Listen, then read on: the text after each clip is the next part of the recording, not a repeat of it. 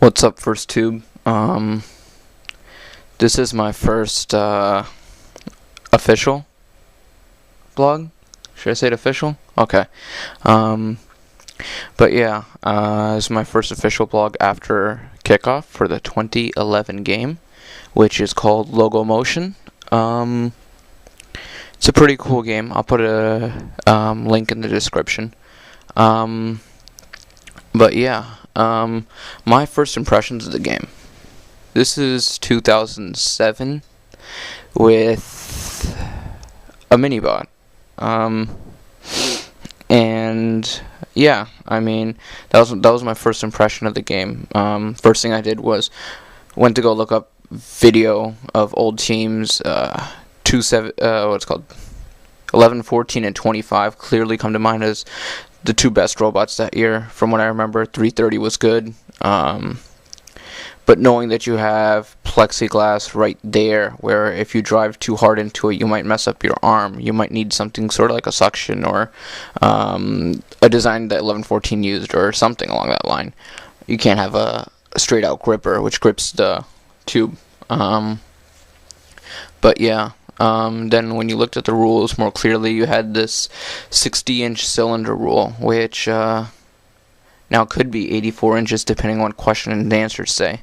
So that should be interesting. I personally don't like the whole idea of intertwining the three different elements, where you have the idea of you have to use a FTC kit to build the mini-bot, which is, in my opinion, not so cool.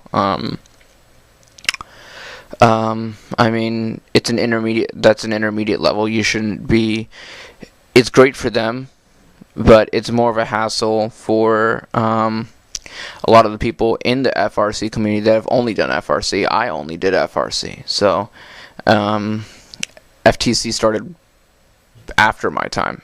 I remember when it was FVC. I remember when they did the first year of it. But yeah, I mean, I don't like the whole intertwining thing. I don't think it should happen. On paper, it looks great, but in practice, I think we're going to see it this year. It's not going to be that great. I'm also curious to see what people do for the mini robot. It's an interesting challenge. I mean, I'm thinking have some sort of shooter or something that can shoot something.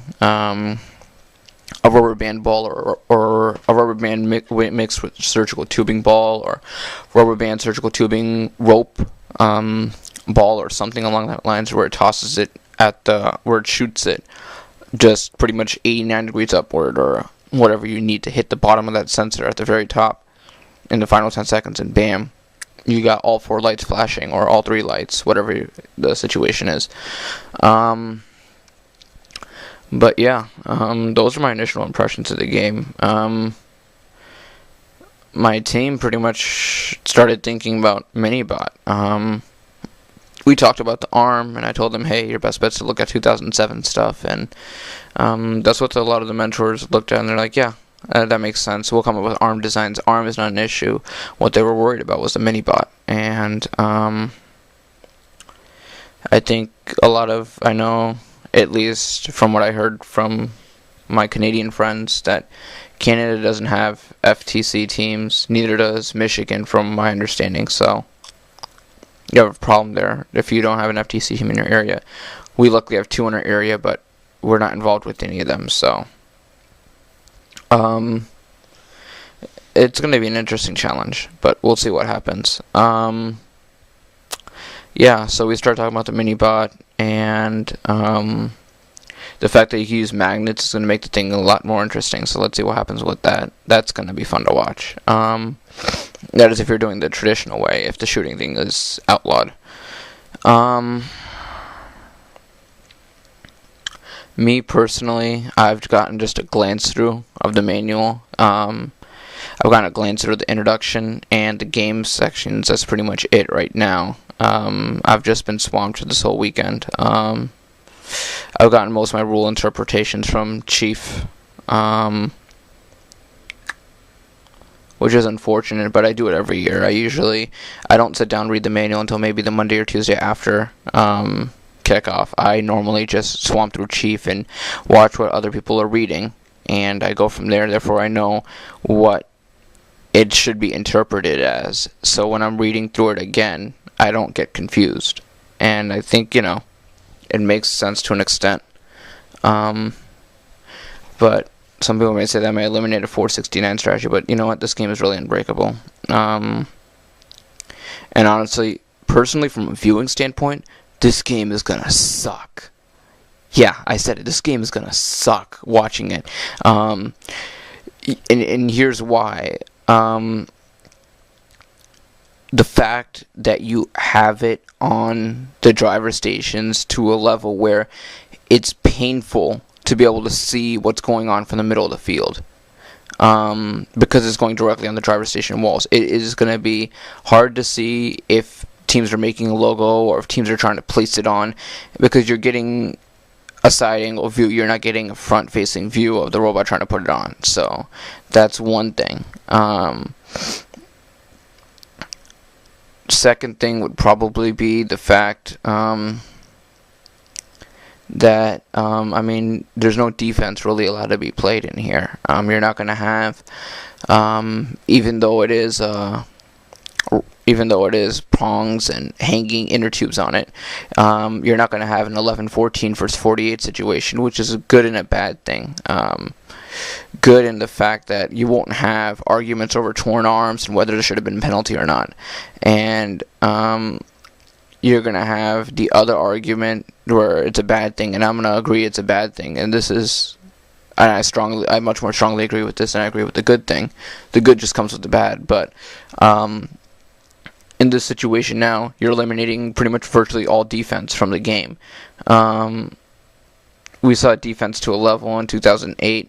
Defense was pretty big in 2009, but that was because you were able to pin. 2010 defense was again modest to be the best example. And in this game, there virtually is going to be no defense.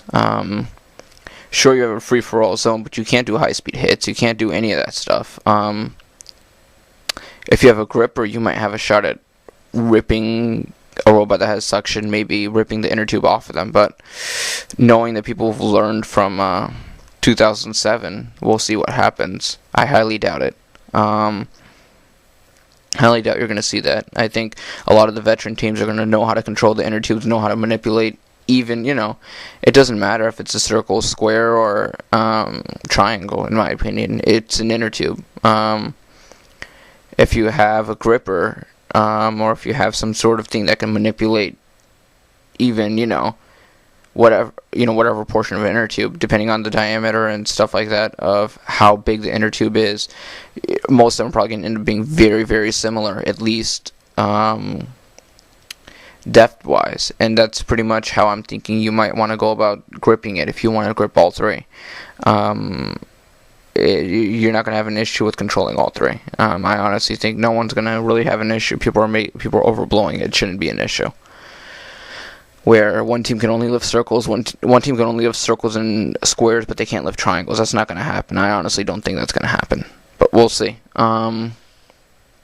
Yeah, but on a viewing standpoint, that's going to stink.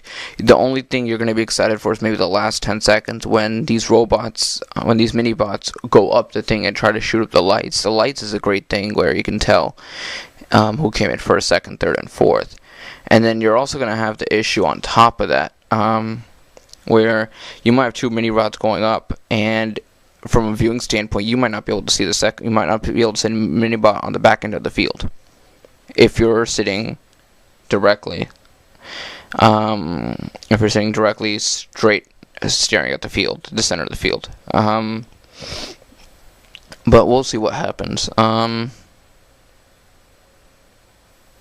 Is there anything else to say about this year's game? I can't think of anything.